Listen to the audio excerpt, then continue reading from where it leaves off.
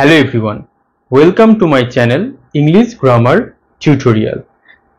এর আগের ক্লাসে আমি তোমাদের বলে দিয়েছিলাম যে গ্রামার থেকে কি কি পড়তে হবে। তার মধ্যে সবথেকে গুরুত্বপূর্ণ যে পার্টটা ছিল সেটা হচ্ছে এরর কারেকশন। তোমাদেরকে আমি বলেছিলাম যে এরর কারেকশন যে মোস্ট ইম্পর্টেন্ট রুলগুলো রয়েছে সেই রুলসগুলো আমরা পড়ে নেব। সবকিছু কিন্তু আমরা এরর কারেকশনের পড়বো না। তোমরা কি করবে, এই যে ক্লাসটা আমি শুরু করছি অনেকগুলো ক্লাস হবে, মোস্ট ইম্পর্টেন্ট রুলস গুলো আমি তোমাদের সামনে ব্যাখ্যা করব। তোমরা একটা পেন এবং পেপার নিয়ে বসবে, বা যখন তোমরা এই ভিডিওটা রেকর্ডিং দেখবে তোমাদের বাড়িতে ঘরে বসে বা যেখানে হোক পড়ার টেবিলে, তোমরা কিন্তু সাথে করে একটা খাতা রেখে দেবে, কারণ যে নিয়মগুলো আমি বলবো সেগুলো কিন্তু তোমাদের খাতায় লিখতে হবে, ঠিক আছে? কারণ এরর কারেকশন কি, যদি আমি নিয়মটাকে বুঝতে না পারি তাহলে কিন্তু আমি কোনোদিনই পরীক্ষায় এলে সেটাকে সলভ করতে পারবো না। এর আগে প্রায় 50 থেকে 54টা ক্লাস আমার করানো হয়ে গেছে ডব্লিউবিপি এবং কেপির জন্য, যেটা ওয়েস্ট বেঙ্গলের কোনো ইউটিউব চ্যানেল করায়নি। আমি তোমাদের ওটা কিন্তু একদম ফ্রিতে প্রোভাইড করেছি, যাতে তোমাদের ইংলিশটা নিয়ে কোনো চিন্তা না থাকে। আর এরর কারেকশনের সব থেকে গুরুত্বপূর্ণ নিয়মগুলো আমি তোমাদের কেন করাচ্ছি, কারণ এখানে নাম্বারটা একদম কম, 10 নম্বর। হয়তো এরর কারেকশন থেকে 2 বা 3 আসলেও আসতে পারে, বা 2 নম্বরও আসতে পারে, 1 নম্বরও আসতে পারে, কিন্তু আমাদের নিয়মগুলোকে ভালো করে জেনে যেতে হবে এবং মোস্ট ইম্পর্টেন্ট নিয়মগুলোকে জেনে যেতে হবে। তাহলে এটা হচ্ছে এরর কারেকশনের আজকে পার্ট 1 ক্লাস। এইভাবে পার্ট 2, পার্ট 3, পার্ট 4 আসতে থাকবে। তোমরা কি করবে, পেন এবং পেপার নিয়ে বসবে, আবারও বলছি। তাহলে দেখা যাক আজকের প্রথম নিয়ম। এক একটা নিয়ম ব্যাখ্যা করতে একটু টাইম লাগবে, তাই মনোযোগ সহকারে শুনবে, ব্যাপারটাকে বুঝে নেবে। টাইম লাগবে মানে এই নয় যে তোমার সময়টা ওয়েস্টেজ হয়ে যাচ্ছে, সেটাকে ভালো করে তুমি বুঝে নেবে, কারণ ইংলিশ দেখেই আমাদের সবারই ভয় লাগে, তাই তো? দেখা যাক ফার্স্ট রুলস। প্রথম রুলস দেখো কি লেখা আছে, either plus or, neither plus নর, আর একটা ওয়ার্ড আছে অর। কেন এগুলো গুরুত্বপূর্ণ? কারণ যখন আমাদের এই সব ওয়ার্ডগুলো দিয়ে পরীক্ষায় প্রশ্ন আসে, কিভাবে এরর কারেকশন আসে, কিভাবে আমাদের সলভ করতে হবে, এবং সব থেকে গুরুত্বপূর্ণ যে জিনিসটা, এর নিয়মটা কি, সেটা একটা সেন্টেন্স আমি তোমাদের লিখবো প্রত্যেকটাতে, তাহলে তোমরা অনায়াসে বুঝতে পারবে এবং আমি একদম সহজে ব্যাখ্যা করে দেবো। দেখো কি সেন্টেন্স আমি লিখছি, either you or he dash coming. এবার আমি এখানে বলে দিলাম, এখানে ইজ হতে পারে, এম হতে পারে, বা আর হতে পারে। তোমাদের চয়েস করতে হবে। তোমাদের মনে হবে এখানে ইউ আছে, তাহলে আমি এখানে আর করে দিই। সঠিক নিয়মটা জেনে নেওয়া যাক, এবং কোনোদিনও ভুলবে না কিন্তু, এগুলোকে খাতায় নোট ডাউন করে রাখতে হবে। এই যে আছে আইদার অর, নাইদার, নর আর অর, এই আইদার অরটাকে আমাদের একসাথে সেন্টেন্সে লিখতে হয়, এবং নাইদার নটটাকেও আমাদের সেন্টেন্সে একসাথে লিখতে হয়, আর অরটাকেও একইভাবেই আমাদের এই নিয়মের সাথেই প্রযোজ্য, সেটা আমি বলে দিচ্ছি। আইদার অর মানে কে, হয় প্রথম জন না হলে দ্বিতীয় জন, না দুজনের মধ্যে কেউ একজন। নাইদার নর মানে কি, দুজনের মধ্যে কেউ না। অর মানে কি, অথবা, এটা অথবা ওটা, যে কোনো একটা।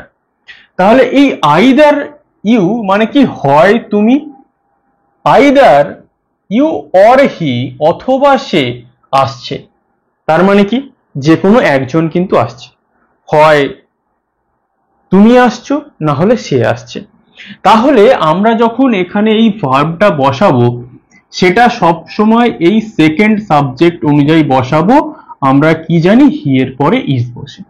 তাহলে কি বললাম, আইদার অর থাক, নাইদার নর থাক, বা অর থাক, আমরা যে ভার্বটাকে বসাবো সেটাকে কি অনুযায়ী বসাবো, সব সময় সেকেন্ড সাবজেক্ট অনুযায়ী।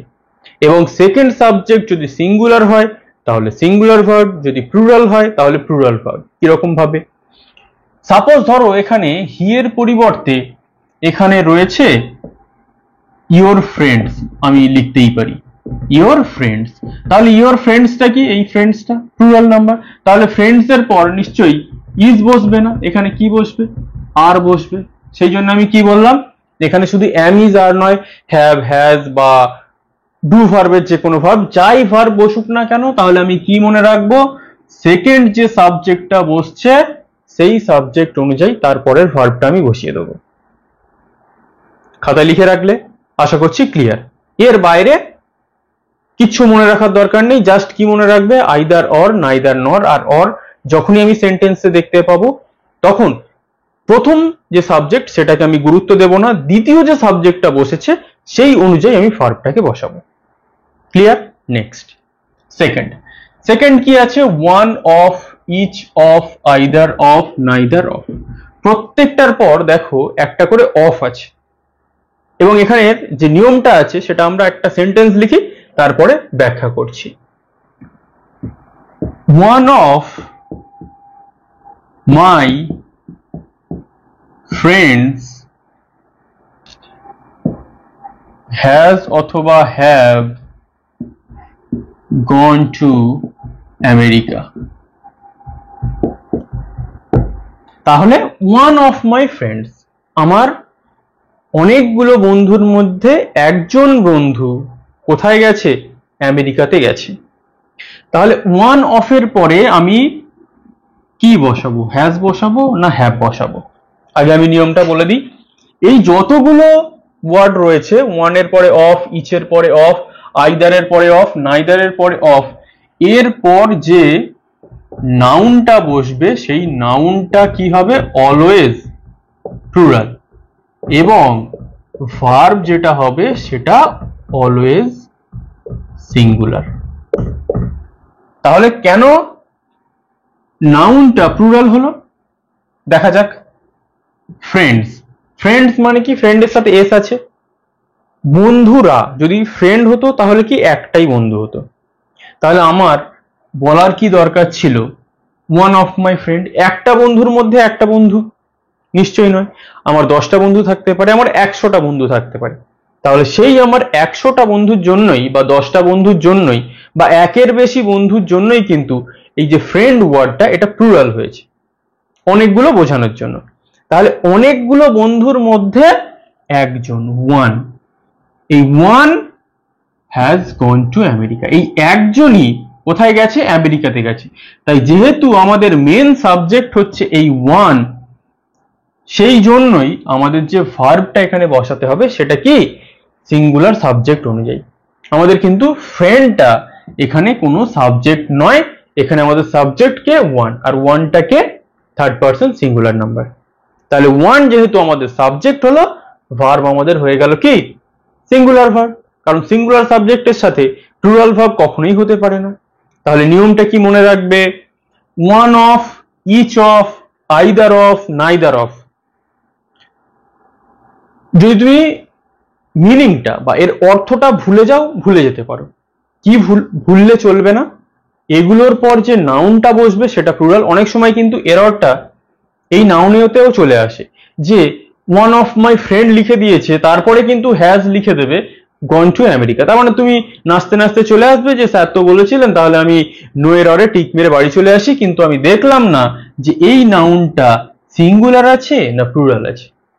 তাহলে মনে কি রাখতে হবে, one of, each of, either of, neither of, এগুলোর পর যে নাউনটা বসবে মাস্ট অলওয়েজ প্লুরাল নাউন, এবং যেটা সিঙ্গুলার ভার্ব বসবে সেটা হচ্ছে প্রত্যেকটাই ওই ওয়ান অনুযায়ী, ইচ অনুযায়ী, আইদার অনুযায়ী, নাইদার অনুযায়ী, একজন একজন করে যেহেতু বোঝাচ্ছে, কি ভার্ব বসবে, সিঙ্গুলার ভার্ব। সেটা হ্যাজ হয়েছে, সেটা ইজ হতে পারে, ডাজ হতে পারে, বা ডু ভার্বের যে কোনো ভার্ব হতে পারে। যাই ভার্ব বসুক না কেন সেটা সবসময় সিঙ্গুলার। খাতায় নোট ডাউন করে নিয়েছো?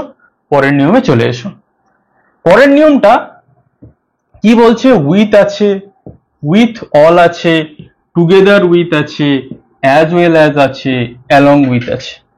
কিরকম ভাবে? আমরা একটা সেন্টেন্স না লিখলে বুঝতে পারবো না, দেখা যাক। The teacher together with his students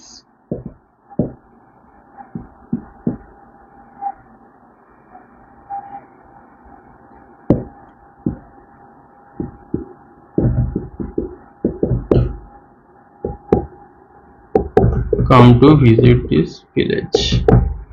তাহলে the teacher together with his students have অথবা has come to visit this village. তাহলে কি শিক্ষক together with মানে কি সাথে বা সঙ্গে, কার সঙ্গে?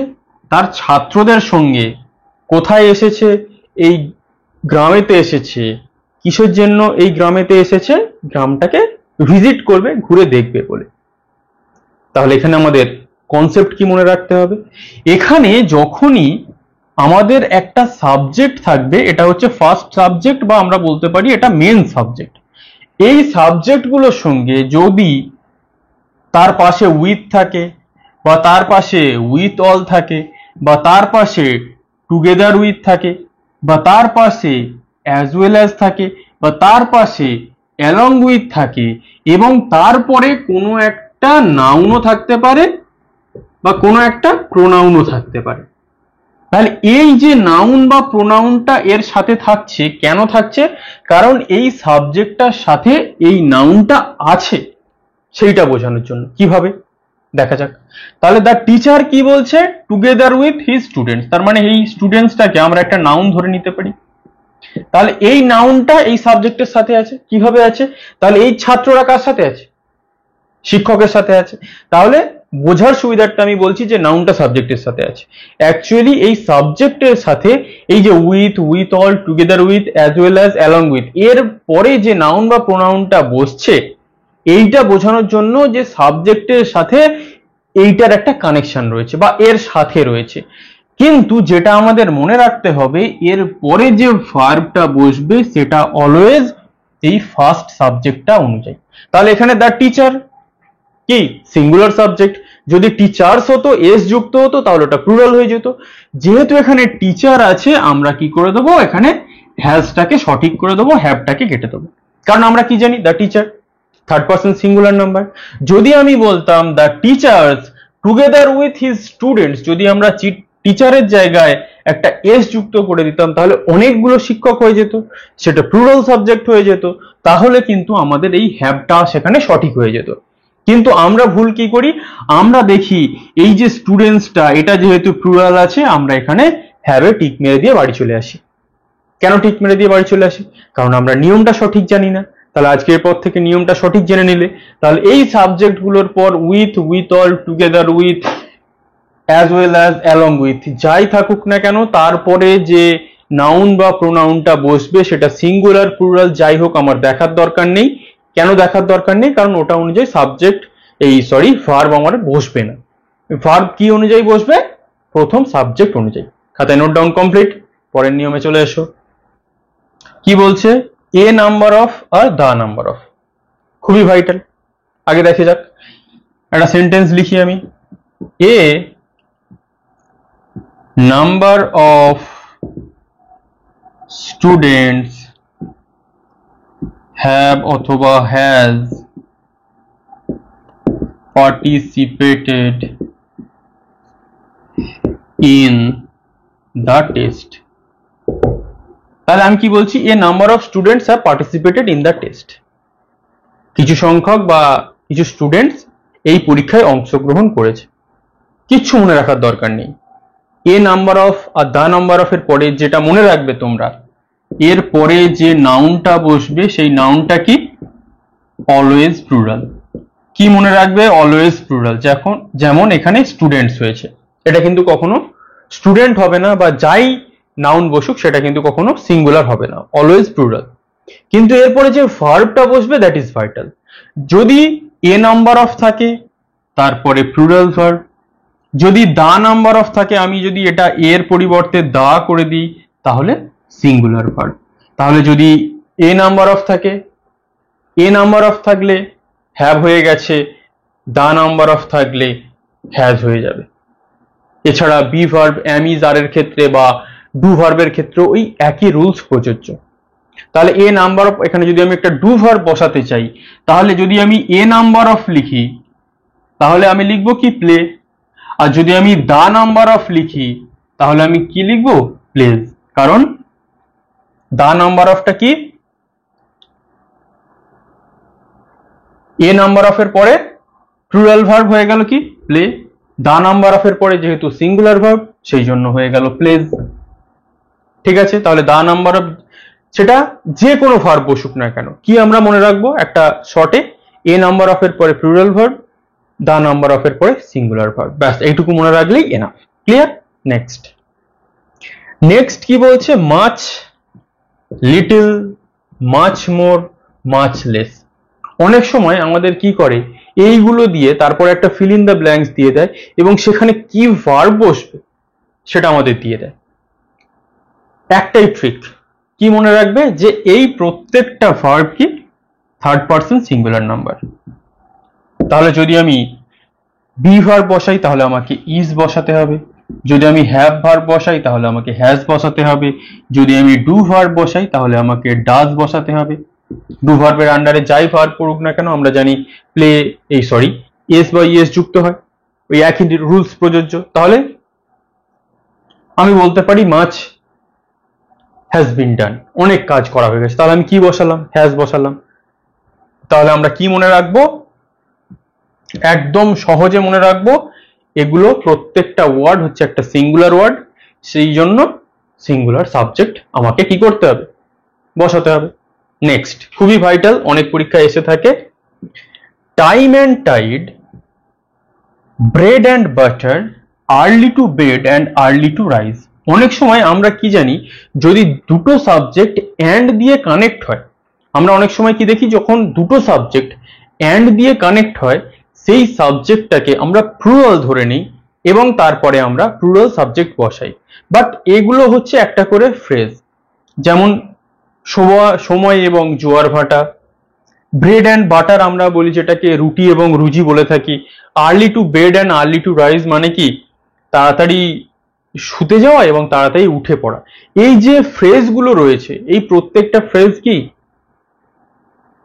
প্রত্যেকটা ফ্রেজই হচ্ছে এক একটা করে সিঙ্গুলার সাবজেক্ট হিসাবে ব্যবহৃত হয়। তাহলে সিঙ্গুলার সাবজেক্ট হিসাবে যদি ব্যবহৃত হয়, ভার্ব কি বসবে, ধরো আমি যদি বলি early to bed and early to rise dash a man healthy wealthy, আমরা যেটা বলে থাকি, তাহলে আমি কি বলবো, আমি M A K E make বলবো না M A K E S makes বলবো। যদি এটাকে আমরা প্লুরাল সাবজেক্ট হিসাবে ধরতাম তাহলে আমরা M A K E make বসাতাম, কারণ আমরা জানি ডু ভার্বে নিয়ম। কিন্তু যেহেতু এই প্রত্যেকটা ফ্রেজ এন্ড দিয়ে কানেক্ট হওয়ার সত্ত্বেও কি হয়েছে, প্রত্যেকটা ফ্রেজকে আমরা একটা সিঙ্গুলার সাবজেক্ট হিসাবে যেহেতু দেখছি বা ট্রিট করছি, সেই জন্য এরপরে যে ভার্বগুলো বসবে সেই ভার্বগুলো সবসময় সিঙ্গুলার ভার্ব, সেই জন্য আমরা এখানে মিক্স করে দিয়েছি। যদি আমরা কি বলে বি ভার্ব বসাতাম তাহলে ইজ করতাম, যদি আমরা হ্যাভ বসাতাম তাহলে আমরা এই হ্যাভ ভার্ব যদি আমরা ব্যবহার করতাম তাহলে আমরা হ্যাজ বসাতাম। কারণ কি, কারণ এই প্রত্যেকটা যে সাবজেক্ট হিসাবে ফ্রেজের আকারে ব্যবহৃত হচ্ছে সেগুলো প্রত্যেকটাই কি একটা করে সিঙ্গুলার সাবজেক্ট। তাহলে এই হচ্ছে নিয়ম, তোমরা একবার স্ক্রিনশটটা নিয়ে নিতে পারো, আশা করছি সবাই স্ক্রিনশট নিয়ে নিয়েছো। তাহলে এই হচ্ছে আমাদের পার্ট 1 এর প্রথম কিছু নিয়মগুলো আমি তোমাদের বললাম, এরপরে ধীরে ধীরে পার্ট 2, 3, 4, 5, 6 এ মোস্ট ইম্পর্টেন্ট যে এরর কারেকশনের নিয়ম সেগুলো আমি তোমাদের বলে দেবো। সেগুলো কিন্তু ভালো করে তোমরা মেমোরাইজ করে নেবে বা রিভাইজ করে নেবে, বুঝে নেবে যেটা তোমাদের সুবিধা, সেই রকম করে একটা খাতায় নোট ডাউন করে রাখবে, পরীক্ষার আগে বারবার সেগুলোকে রিভাইজ করতে থাকবে, প্র্যাকটিস করে নেবে। যতটুকু তোমাদের প্রয়োজন ততটুকু আমি কমপ্লিট করে দেবো, যেটা আমি কথা দিয়েছি সেই কথা আমি রাখবো। এবং যদি কারোর মনে হয় কোনো রুলস বুঝতে অসুবিধা হয়েছে বা একটু কঠিন মনে হয়েছে সেটা আমাকে কমেন্ট করো, আমি আবার তোমাদের কমেন্টে উত্তর করে দেব। ঠিক আছে, তাহলে এই পর্যন্তই, পরের পার্টে খুব শীঘ্রই দেখা হবে। Thank you for watching.